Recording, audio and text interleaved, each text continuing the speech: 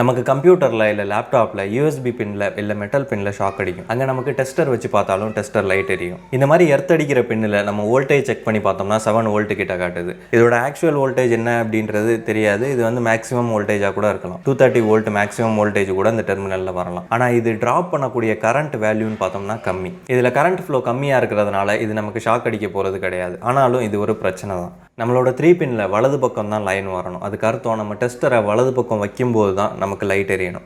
ஆனால் இங்கே நமக்கு 3 பின்னில் 2 பக்கமும் லைட் எரியுது. இதுக்கு காரணம் இந்த ப்ளக் கனெக்ட் ஆகி இருக்கிறதுனால இது ஒரு லூப்பை உருவாக்குது. இப்போ நான் அந்த ப்ளக்கை ரிமூவ் பண்ணுறேன். ரிமூவ் பண்ணிவிட்டு பார்த்தோம் அப்படின்னா நமக்கு வலது பக்கம் வர வேண்டிய சப்ளை இடது பக்கமாக வருது, அதாவது நியூட்ரலில் வருது. இப்போ நான் அந்த பிரச்சனையை சரி பண்ணிட்டேன். வலது பக்கம் லைன் வர்ற மாதிரி செஞ்சுட்டேன். அதனால் நமக்கு இப்போ மெட்டல் பின்னில் ஷாக் அடிக்காது. ஸோ உங்கள் வீட்டில் இந்த மாதிரி பிரச்சனை இருந்தாலும் அதுக்கு இந்த லைன் அண்ட் நியூட்ரல் மாறி இருக்கிறது தான் காரணம். அதை மாற்றி கொடுத்தீங்கனாலே இந்த எர்த் அடிக்கிற ப்ராப்ளம் இருக்காது.